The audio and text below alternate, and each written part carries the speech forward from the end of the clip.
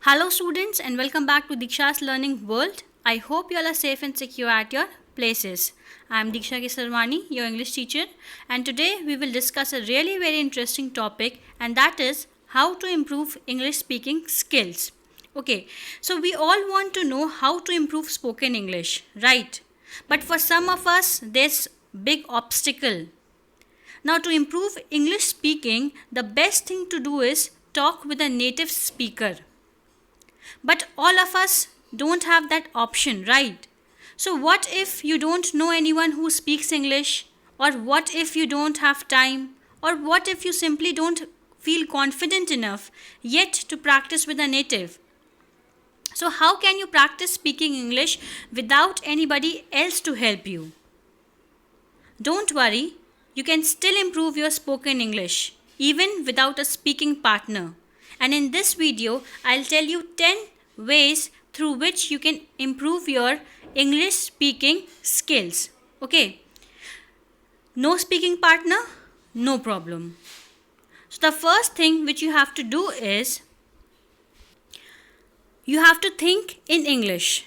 Now, sometimes the difficult thing about English speaking isn't the language itself, but how you think about it. If you think in your native language and then try to speak English, you will always have to translate between languages. You can do this everywhere, anytime. You just have to try to use English when you are thinking about your day or when you are trying to decide what food to order. For example, when somebody asks you, what would you like to have? So immediately you have to think, what would you like to have? And then you have to speak it in English. Like, I would like to have french fries, burger, cold drink and chips. Yes, exactly, you have to do the same. Okay. Even you can try to use an English to English dictionary to look up for words. That way you never have to use your native language and translate words. You will notice that when you think in English, it's easier for you to speak in English. Now, what you have to do is, you have to think in native language, you have to translate and think in English, and then you have to speak in English. Okay. Now, the second thing which you have to follow is that you have to talk to yourself. So, whenever you are at home, or you are alone, or you are at somewhere else place, so you can improve English speaking with your favorite person, that is yourself. So, if you are already thinking in English, try speaking your thoughts out loud. Read out loud too. Practice is practice.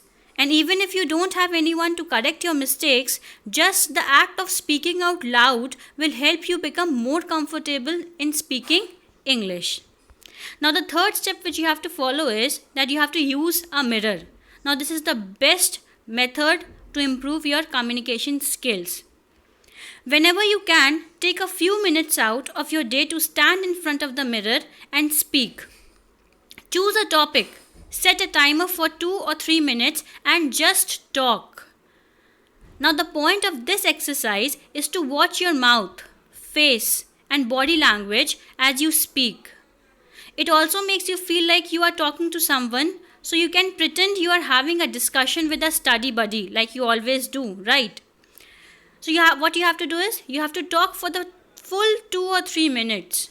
Don't stop. If you get stuck on a word you don't know, try expressing your idea in a different way. But what you have to do is that you don't have to stop. You can always look up how to say that word after the 2 or 3 minutes ends.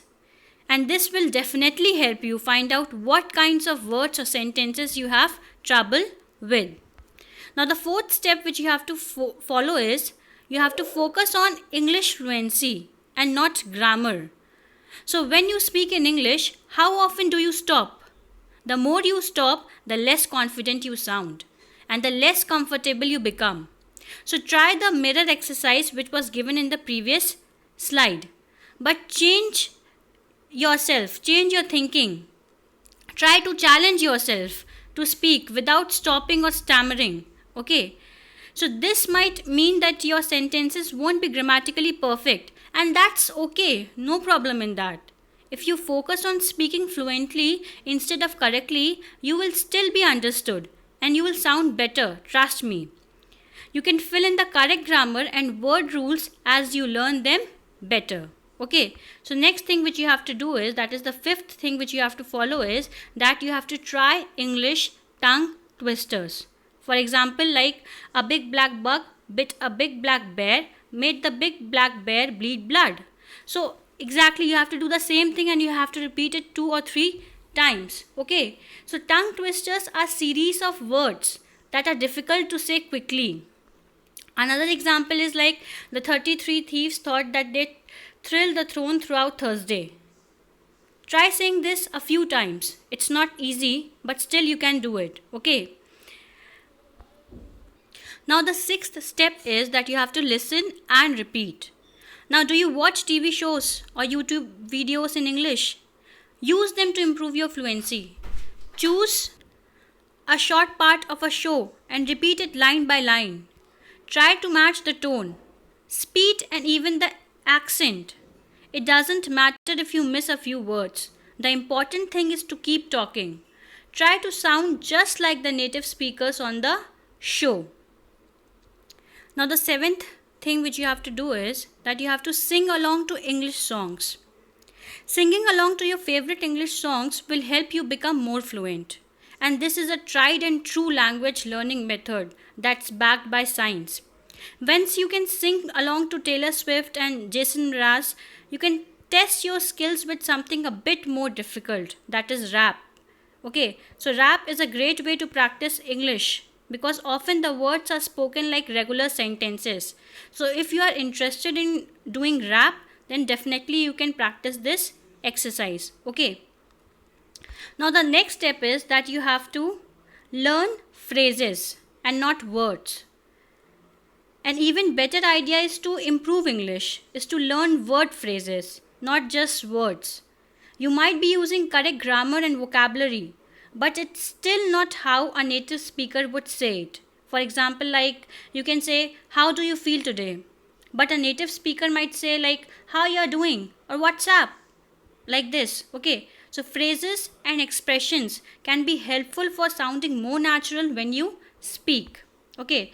Now next thing which you have to do is that you have to tell a story from your language in English. You have to think in English and then you have to exactly translate.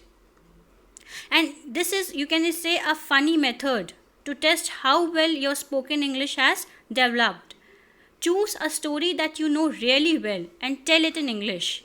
Again, what you have to do, you just have to think in English, you have to translate, and then you have to speak. Remember to think in English as you are telling your story. So focus on speaking fluently instead of correctly. Say every sentence out loud to yourself. Okay. Now the last point which you have to do is you have to relax, and this is really very important point. Now why this is important point I am telling you, because you can be your best helper or your worst enemy when learning to speak fluently. Now why? Because we know it's hard, but you should not try to worry about how you sound when you speak. So just relax. If you get stuck or confused, just take a big breath and start over. Speak slower if you have to. Take time to pause and think about your next sentence. Do whatever it takes to become more comfortable with speaking English. Okay. So even if you have nobody to talk to in English, you can still build confidence and master fluency on your own time. Okay. So these are the some ways through which you can practice English. And definitely if you'll follow these steps, I'm sure you will be a better communicator.